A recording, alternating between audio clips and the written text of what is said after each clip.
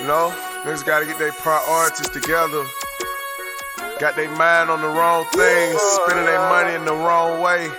Trapaholics, real trap shit. Say you need that car with the rims and a trunk, just like Jim.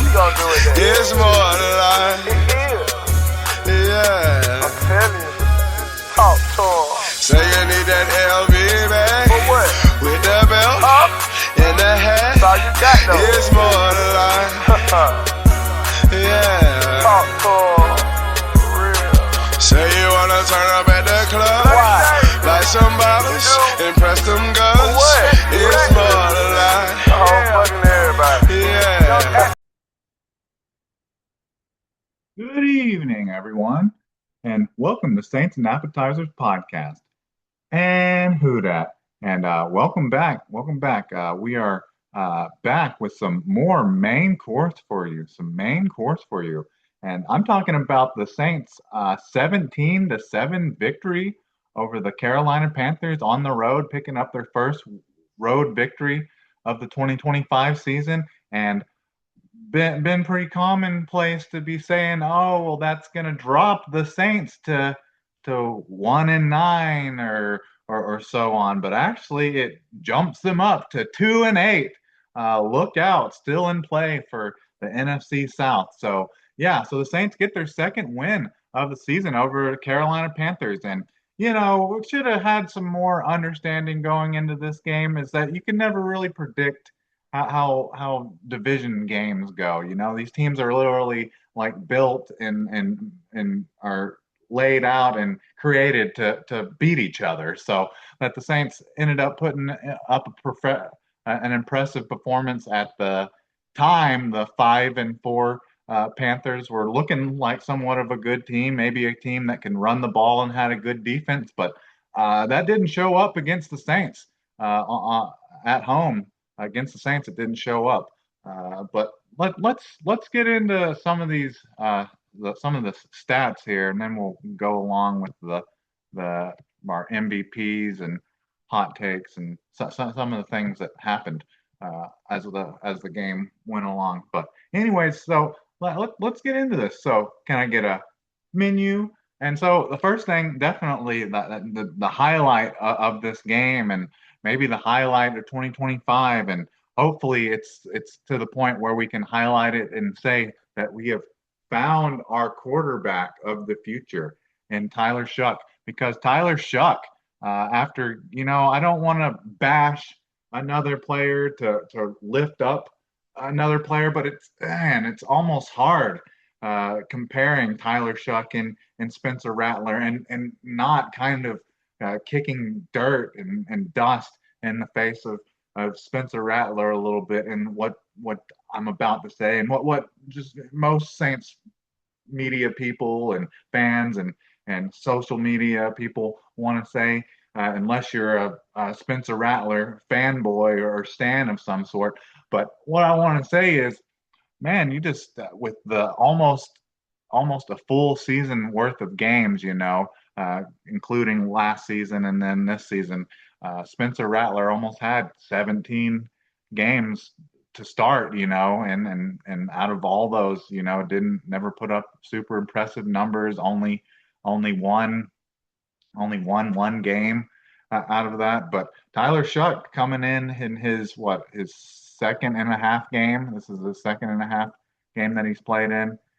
So his second start, and he's already got a win here. And just the numbers that he put up is really what's startling in regards to compare and contrast him and Spencer Rattler. And maybe the extra time on the bench during the season was helpful to Tyler Shough. If nothing else, we can maybe look for positives as to why he was sitting and why Spencer Rattler played ahead of him for longer. But yeah, Tyler Shough just looked amazing in this game. Like, can't think of too many games back to even when Derek Carr was their quarterback, where they had like almost double touchdown game, multiple touchdown games, and almost 300 yards rushing. Like, hell, in the 2.5 seasons Derek Carr was here, he only had like two or three games like that. But yeah, Spencer Rat or Tyler Shuck was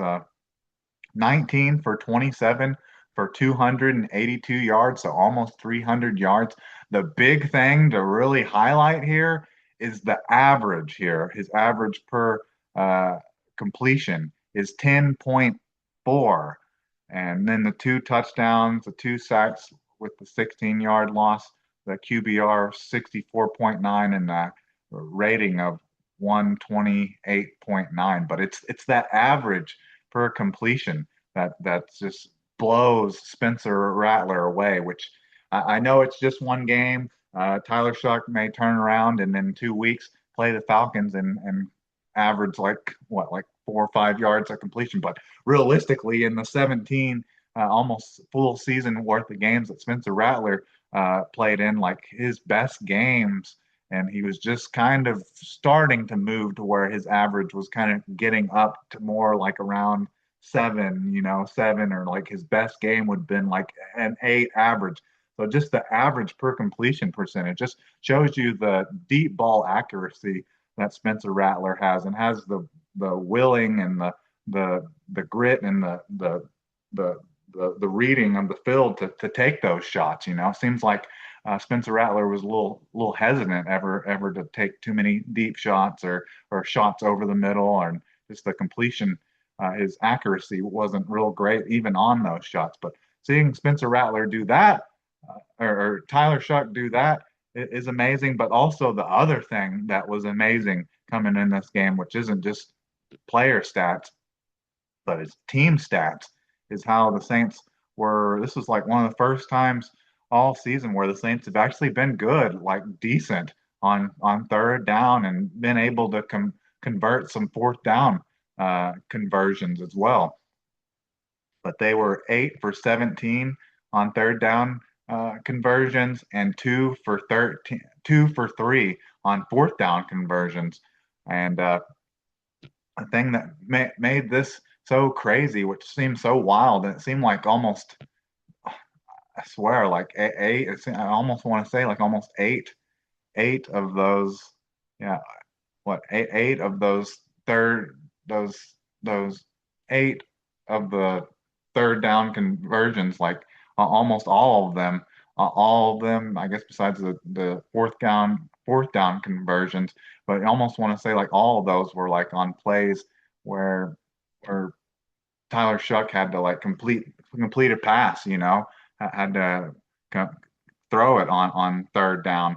And this has also seemed like one of the first games in a while since even Tyler Shuck started that it felt like the Saints could get in like longer than a third and four, and actually think that they maybe actually be able to pick it up, seeing like having to go back to Derek Carr time period when that felt, and even then it felt like, well, if it's more than third and four or fourth and four or whatever, you might as well just go ahead and punt, is what it felt like a lot of time. But no, Tyler Shuck, he was picking those conversions up, and doing it consistently. And man, it just seemed like every drive that the Saints had, even though they only scored 17 points, it seemed like every drive he was picking up some crucial third down or fourth down conversion. It was just a very impressive performance. It's one game, and we have a sample size of what he looked like against a good team, and the Rams not so hot, but it looks pretty good against possibly an average to maybe not a good team in Carolina. I would like to see a replay of it. I'd like to see a redo. A get back to that. I'd like to see and do it again. A repeat performance against the Falcons in 2 weeks would be nice. But so that's your passing. That's a little bit about Tyler Shuck. Taysom Hill had one throw, but didn't complete it. And then rushing.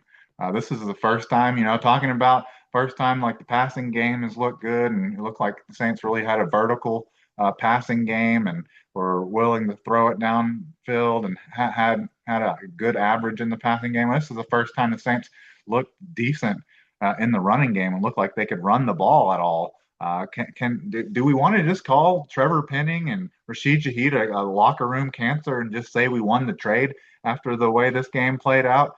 Because you uh, got some got a lot more activity from his teammates as the receiver for Rashid Shaheed, and then you got a lot more production in the running game, not just from Alvin Kamara, but from pretty much everyone in the running game. But Alvin Kamara, who felt like or wasn't from a far cry to say that Alvin Kamara was looking kind of washed there, but maybe it was because the ankle was hurt, and maybe it was feeling a little bit better in this game. But Alvin Kamara was able to get loose in this game for 22 carries for 83 yards, a 3.8 average, and a long of 16. And then Devin Neal, who we've been wanting to see more of anyways. I've been wanting to see more of him than Alvin Kamara, just in case Alvin Kamara is washed or if he's hurt. I just want to see the young guy, the all-time leading rusher in Kansas and history. I'd like to see some more of him. So getting to see him carry it for 4 times for 22 yards, which is an average of 5.5, but most of that came off of just one 14-yard carry. But nice to see get Devin Neal being able to get a little loose in this game. And then Taysom Hill didn't have a huge average here, but he had 7 carries for 20 yards with a 2.9 average and a long of 5. But heck, I mean, 3 or 4 of those carries came at the very end of the game where the Saints just uh, put their will on them, enforced their will on the Carolina Panthers. Like just ran literally like there was still like what 4 or 5 minutes left, and they just literally were like running it uh, pretty much every play. It was either something out of the Wildcat with Taysom Hill either uh, following Devin Neal, lead back with Devin Neal, or handing it to Devin Neal and just ran out the clock at the end of the game. That was impressive how the Saints were able to impose their will on the Carolina Panthers, the Pampers, at the end of that game. That was maybe the most impressive thing to me, just as a whole team, is how they just pretty much just called game at the end there. We're just like, all right, there's like 4 or 5 minutes left. You got all your timeouts. You're just not getting the ball back. That's what was really impressive from the running game in that regard. But yeah, Taysom had just 7 carries for 20 yards, which is a 2.9 average and a long of 5, but he picked up a couple of those fourth downs and some third and shorts. And then Tyler Shuck even had 4 carries, but must have lost anything he picked up in the sacks because it was for -3 yards and only had a long of 3 anyways. And then we mentioned Rashid Shaheed for a minute, who actually didn't really have that impressive of a game with the Seattle Seahawks, but I think either the Saints playing lesser opponents, or my theory that I like to use, which I'm not all that serious about. We'll just say that Rashid Shaheed was locker room cancer, and that's why Chris Olave and Juwan Johnson both had big games, and Chris Olave honestly looked like the receiver, the number one, like the wide receiver one that we drafted out of Ohio State. Like his first 2 seasons is what Chris Olave looked like. He looked like finally healthy, 100% healthy, with no drops and the big playability and the touchdowns. But yeah, Chris Olave had 5 receptions for 104 yards, 20.8 average, touchdown, and 62 long off of 8 targets. And yeah, that 62-yard touchdown, which was early, is in the first half, where he caught that deep down the field, and J.C. Horn just fell down, just fell down. J.C. Horn been the victim of a lot of quality Saints moments, like last year, the beginning of last year. Uh, Derek Carr was telling him how he had like, I already got 3 on you. Is talking trash. Derek Carr talking trash to J.C. Horn, where he was the victim of 2 big touchdowns in this game. too. So he had the one by Chris Olave, and then Chris Olave also had later in the game had a crazy like pirouetting like one-handed catch down the sideline and then tiptoeing inbounds on it. Just Chris Olave, just Chris Olave looked like him. He looked like the receiver that all the Houdats and fans and Saints fans fell in love with within the first 2 years before he started having the injuries and the concussions and the drop hearing footsteps and all that. Chris Olave looked like he was back, but we'll have to see. Was it just the Panthers or is it Chris Olave back? And then Juwan Johnson, he had 4 catches for 92 yards with a 23 average and a touchdown, and he had a 52-yard long off of 4 targets and his touchdown. He was just fell down. Uh, uh, yeah, J.C. Horn just fell down in coverage uh, against Juwan Johnson on his touchdown play. That was pretty much the sealer of this game. Was that touchdown? That was that. I think that was in the fourth quarter. I'm pretty sure.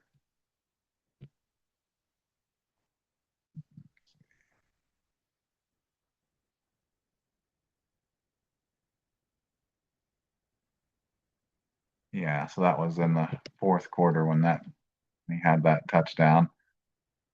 And then Alvin Kamara, they were using Alvin Kamara a little bit more in the spring game. He got loose early with a 26-yard long play, which he had 3 catches for 32 yards, and most of it was just 26 came off the long play. Foster Monroe had 2 catches for 16 yards. Devon Bailey, we were talking about Devon Bailey, hoping he could get more involved, and maybe because that locker room cancer in Rashid Shaheed's gone now, that maybe there'll be more snaps and more touches and more targets for Devon Bailey, but it didn't seem to be the case, not yet. But he did have one impressive reception. It was a 3rd and 17, and Tyler Shuck completed a pass like right between 2 defenders who were like right as both of them are like trying to bat it away. It goes like right between like 2 defenders' hands, and Devon Bailey slides down and catches it and is able to get the Saints in position to where they can go for it on 4th and 2, and then they end up are able to pick it up. But besides that, didn't get to see as much of Devon Bailey or more of Devon Bailey that we would have liked. Even though his snap count was up there, he just wasn't getting the targets or making the catches that we would like to see. Maybe he'll be like Tyler Shuck, where maybe take a game or two to get under his belt to get comfortable being like the number 2 wide receiver now and get comfortable with Tyler Shuck. And that's a nice time to get a win, honestly.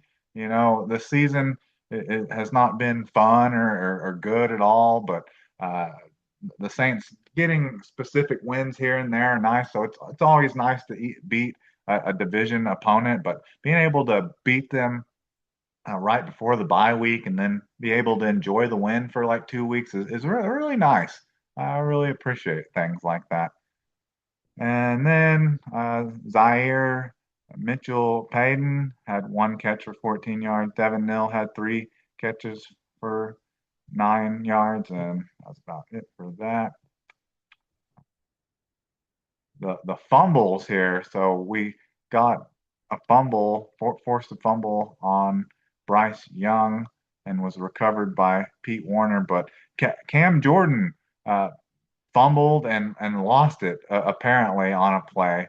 It was on the block field goal where it was blocked by Nathan Shepard, which I think the block knocked it down, I guess, and then Cameron Jordan tried to recover it, and when he touched it, it pushed it past the first down marker or made it a live ball, kind of like a muff punt, and then it got recovered by Damian Lewis of the Panthers. Like, man, that was such a weird play. But I mean, ball don't lie, because shortly after that, Alante Taylor picked Bryce Young off. So I mean, ball don't lie in that regard. They ended up not getting any points from that at all, which that they were in field goal range. It would have been enough to maybe have tied it at that point in the game. But we'll get more into that in a minute. And then your leading tacklers, Demario Davis looked good. This looked like a vintage Demario Davis game. Had 7 total tackles, 2 solo, pass deflection. Kool-Aid McKinstry had 6 total tackles, 4 solo. Pete Warner had 6 total tackles, 3 solo, tackle for loss, a fumble recovery. And Cameron Jordan had 2 tackles, 2 solo, a sack, a tackle for loss, and a quarterback hit. And then Nathan Shepard had 2 tackles, 2 tackles, 2 solo, 1 sack, 1 tackle for loss, a quarterback hit. Let's see, and Alante Taylor had 5 total tackles, 4 solo, 1 tackle for loss, pass deflection, and an interception. That was the interception. Alante Taylor had a nice interception after the whole fumble, blocked field goal fumble fiasco that the Saints had. And just to take it right back, and just the ball don't lie. The ball don't lie in that regards. And that was an interception return for 11 yards. And then Dante Pettis had one kickoff return for 31 yards, with a long of 31. Dante Pettis, he also had 2 punt returns for 8 yards, a long of 7. Blake Grupe was 1 of 1 on field goals, with a long of 21 and 2 for 2 on extra points. And then Kai Kroger was 4 for 177 with an average of 44.3. No touchdowns. It didn't seem like he had that great of a game, but I guess of his four punts, 3 of them were inside the 20 apparently, with a long of 54. I thought it was going to be kind of difficult to pick a player of the game for special teams, but it would be possible, I guess, to give it to Kai Kroger. But you could also give it to Dante Pettis for the 31-yard kickoff return he had in the second half that put the Saints like around their own 40-yard line, right close to midfield on the 1 kickoff return he had. So those are the Saints stats. Let's just look here. So Bryce Young was 17 for 25 for 124 yards, with an average of 5, an interception, 2 sacks with 22 yards lost, a QBR of 13.3, and a rating of 62.8. I mean, that game right there, those numbers right there are worse than anything Tyler Shuck or Spencer Rattler or have put up all season, or maybe even Jake Hayner put up in 2024. Like, that's terrible. The Saints defense balled out and straight up shoved Bryce Young in a locker and turned his ass to a pumpkin. Like, Jesus. And the Saints, that's what we were worried about. I was worried about the Saints defense and being able to stop the run, but now they're talking. They definitely started bringing up Rico Dowdle's quad a lot more once he started not having a good game against the Saints, even though he got the touches.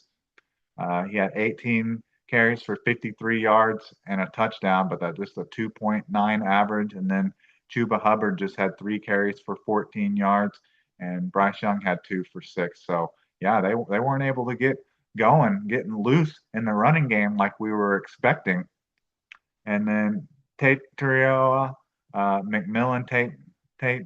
McMillan had 5 catches for 60 yards with a 12 average, along of 26 and off of 8 targets. So he ended up having a better game than Devon Bailey. You know, it's kind of interesting timing. You know, Devon Bailey gets an opportunity to be featured now that Rashid Shaheed had gotten traded, and then Tate McMillan was originally who I was wanting the Saints to draft in the 2025 season. So would have been nice to see Bailey have a better game than Tate McMillan, but I don't think Tate McMillan had a great game really. They were talking about him because he was having not like the biggest game or showing out like Rico Dow. They were talking about him dealing with the injury like a hamstring or something, but still didn't put out great numbers. And then Travion Sanders had 5 catches for 32 yards.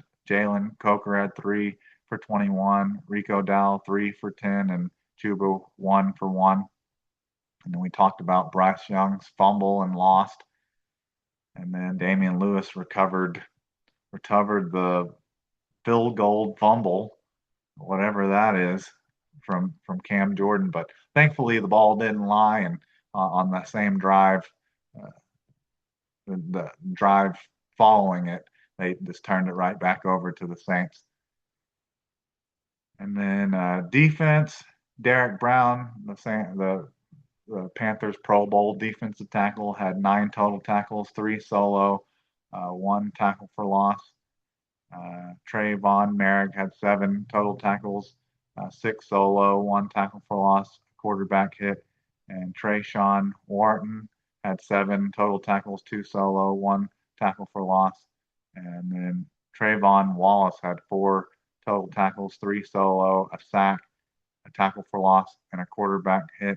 And Nick Shorton had 4 total tackles, 2 solo, 1 sack, 1 tackle for loss, and 2 quarterback hits. So there was some guys on the Panthers defense that were making some plays. Not had an interception on kick returns. They had 3.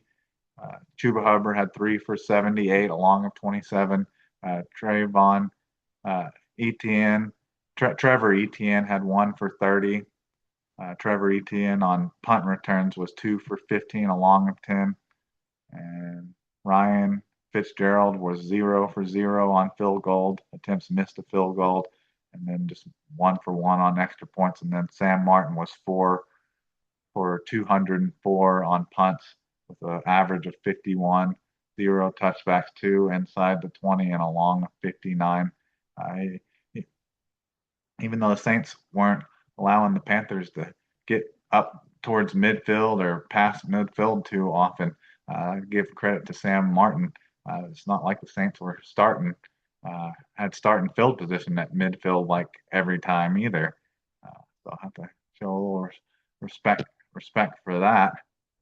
All right, so that's statistics and things like that. I just want to get into like MVPs, player of the game now. So in this game, we were initially wanting our MVP, offensive player of the game, to be Devon Bailey. Kind of like last week, I think. Like last week, we picked Tyler Shuck to be our MVP just because we didn't really know what we had in him. We were going to get the first start out of him, so if he had a big game, hell, it'd be an easy cop-out kind of pick. So we were thinking maybe the same thing would happen with Devon Bailey. You know, now that he gets to work exclusively with Tyler Shuck, and he's getting all of the, at least he's either the number 2 or number 3 target, maybe behind Juwan Johnson, getting all those targets and the reps from Rashid Shaheed, that maybe Devon Bailey would have a big game.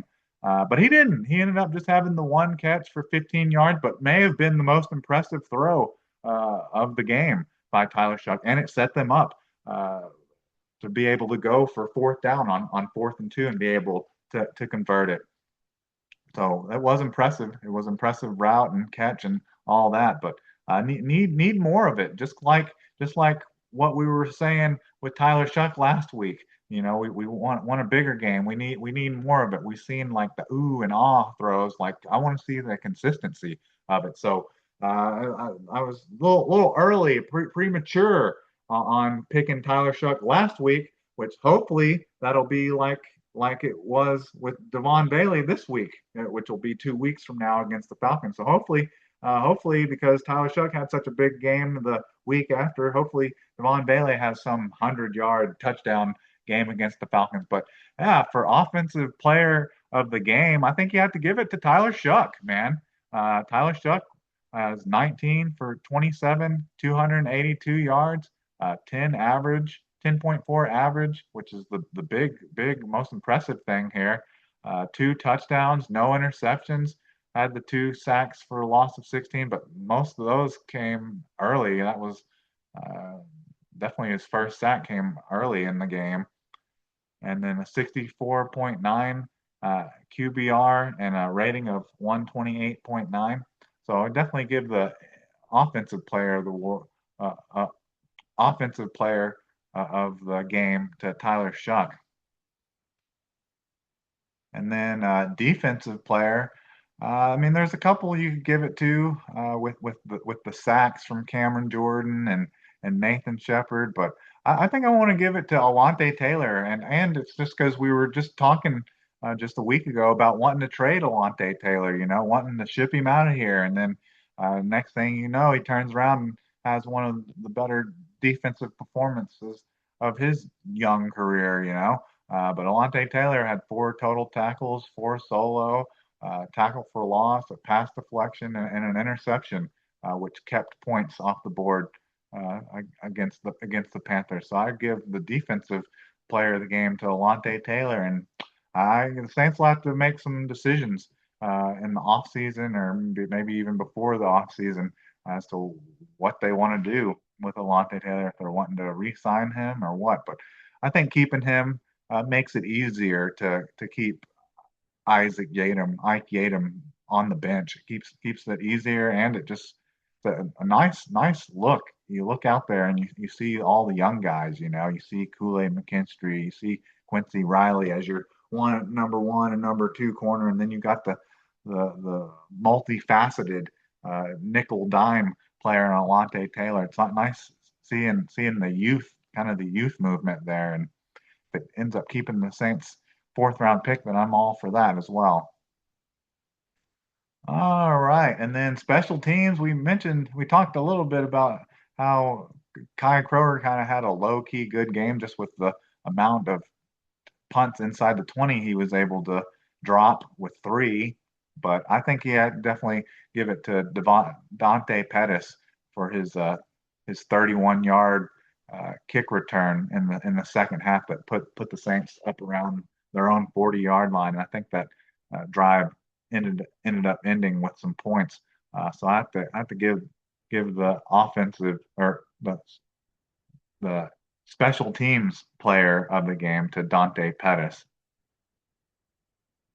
And now then, on to hot takes. Hot takes. So one of my big hot takes from like the last 4 or 5 weeks for this game, or something that's just been kind of highlighting and just banging on, is the Saints ball control, ball security, and I was hoping like something that could maybe lead to a win would be no fumbles in this game. So man, I wanna say that this hot take hit, because I want to say that fumble, that muffed blocked punt, blocked field goal, or whatever you want to call it. I don't even count that. That was bullshit. Honestly, that was crap.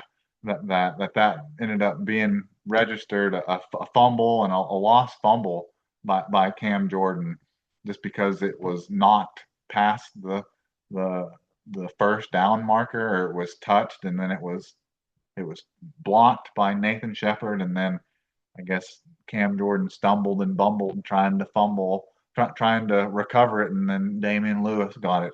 But man, I still want to say, like, out of all ways that the Saints have fumbled and just literally just choking up fumbles this year, either getting them peanut punched out and gang tackled, or losing it from getting tackled from behind. There was none of that in this game. There wasn't any of that.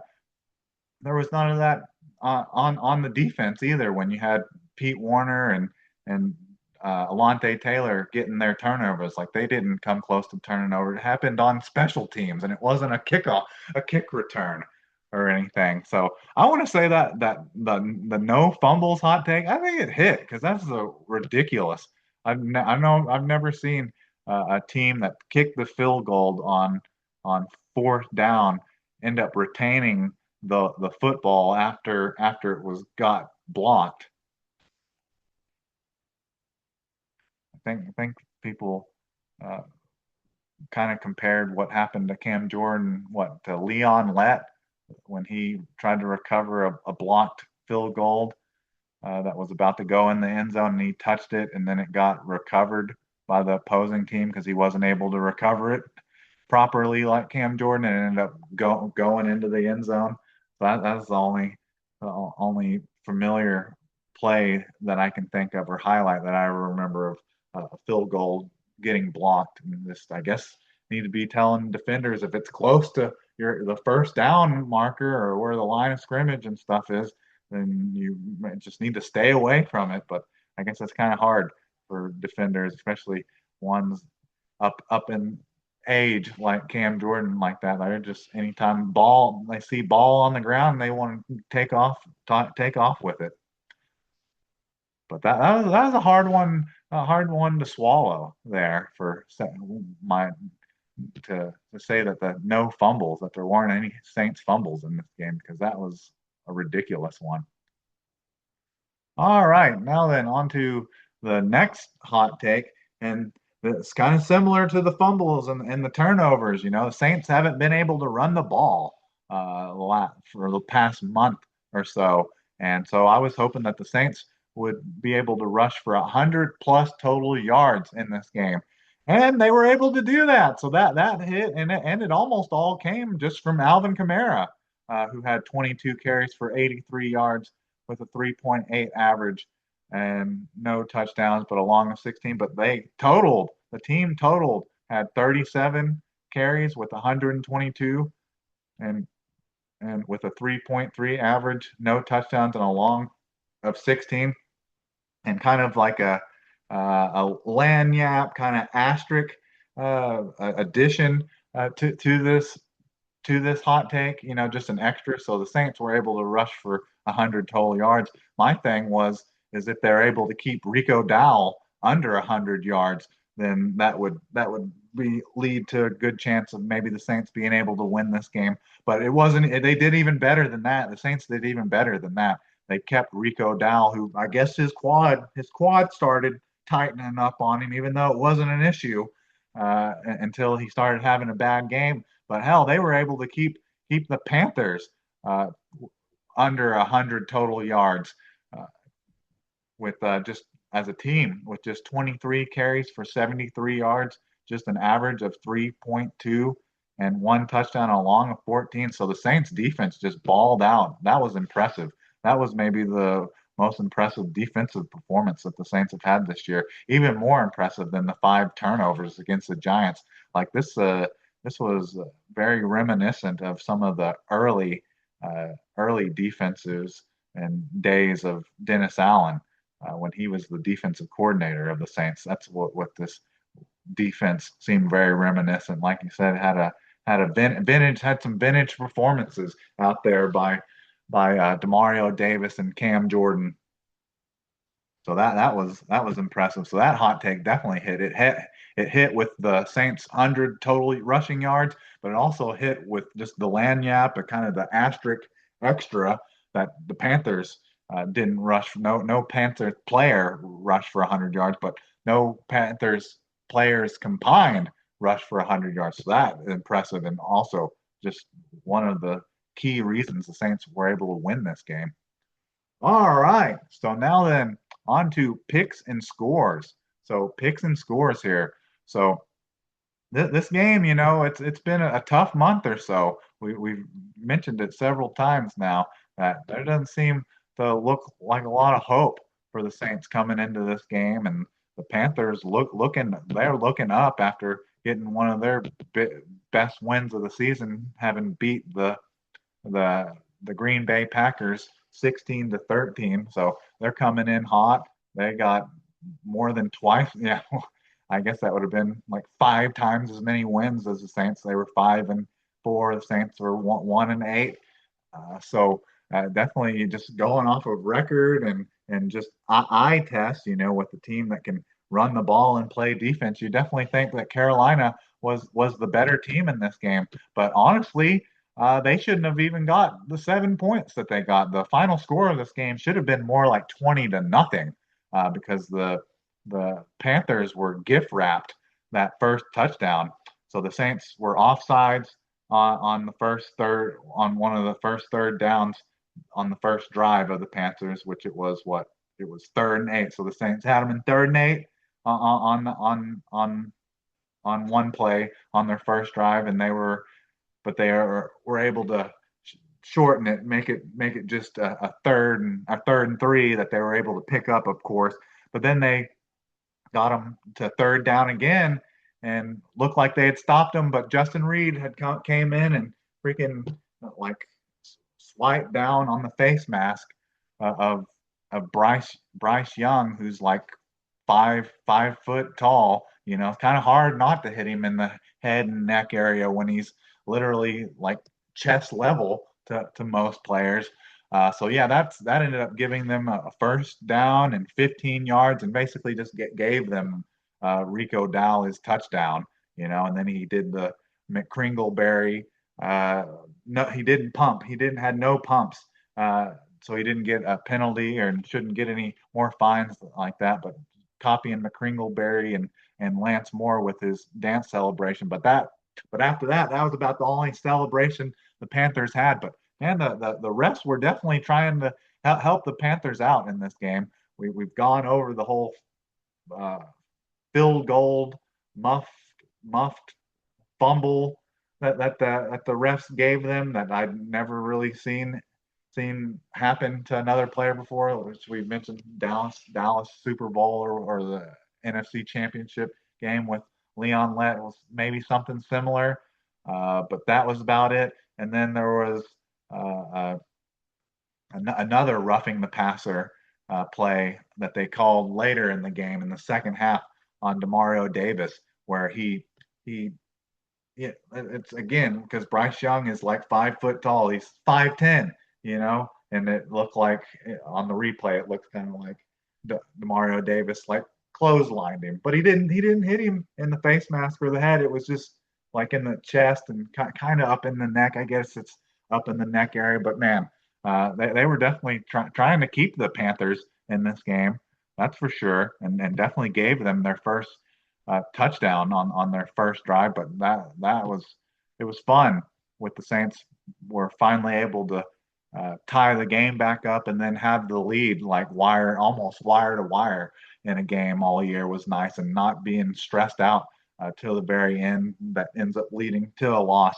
So that was nice. But I originally picked the Panthers to win this game 23-17, a Panthers win. And, that's very understandable for what I've witnessed for the past month. But the Saints showed that you really never can predict what division football games are going to turn out like, what division rivals games are going to be like. They can either be absolute blowouts or they can be defensive battles back and forth, and that's what this kind of was. This was a defensive battle, and then until the Saints passing and offense or running game kind of took the game over. It was just an impressive performance at the end of the game, how the Saints just imposed their will on them with the Wildcat and QB powers at the end of the game, and ran out like the last 5 minutes of the game and chose not to score. They could have scored again. They could have gone up 24-7 on the Panthers if they wanted to.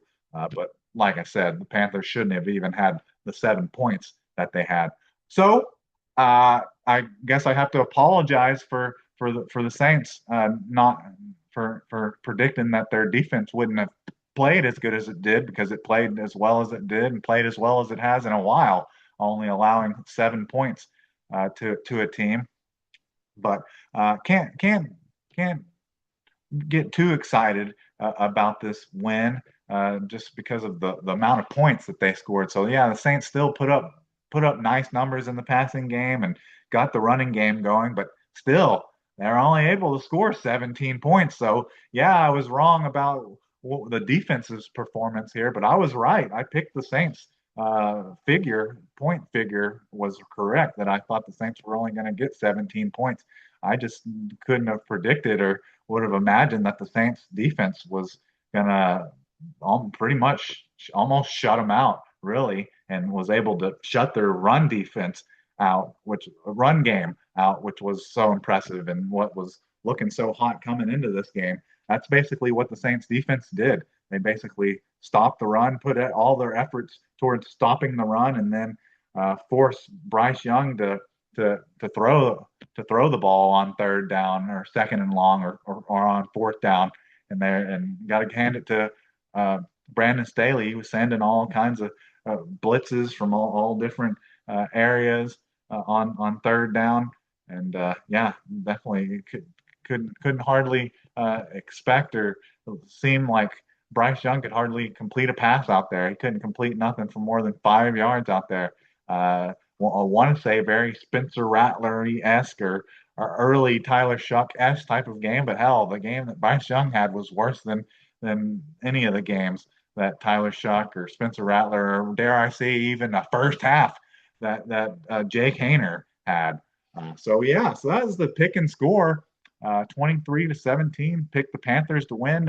Didn't get that prediction right, but at least got the points right. Gotta give me a little something for getting the Saints point total right.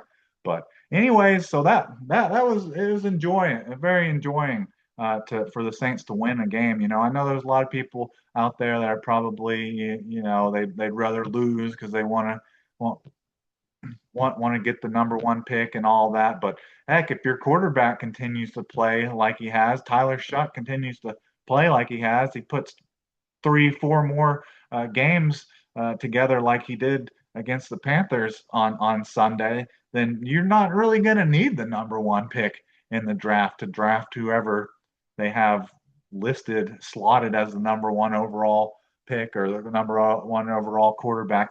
Like I'm perfectly fine with the Saints if they feel and think that they have their quarterback of the future in Tyler Shuck, which I really hope it goes that direction, because then it'll be fun in free agency because they'll actually probably be willing to spend some money. And then if they still have a top 10 pick, they'll be able to add a weapon, a tight end with a top 10 tight end or a wide receiver with a top 10 pick.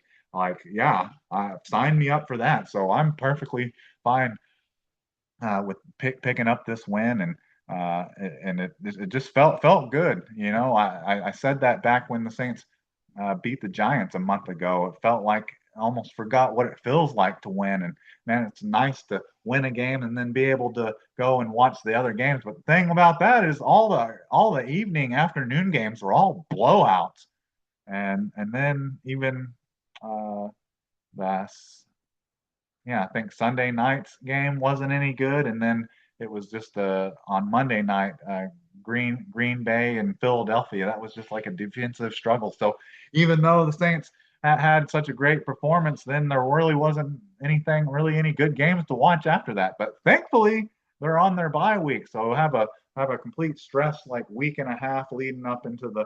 Or I think they actually do play at 3:05. They play an evening game. It's an evening home game against the Falcons. So you'll get like a week and a half worth of games, even the noon games leading into it at 3 in 2 weeks. So yeah, so the Saints are on a winning record, and hey, if you do the math, if your math is math, then the Saints are still maybe alive in the NFC South because everyone else in the NFC South lost. But anyways, I think that's about all I have for you this evening. So who dat? And can I get a check, please?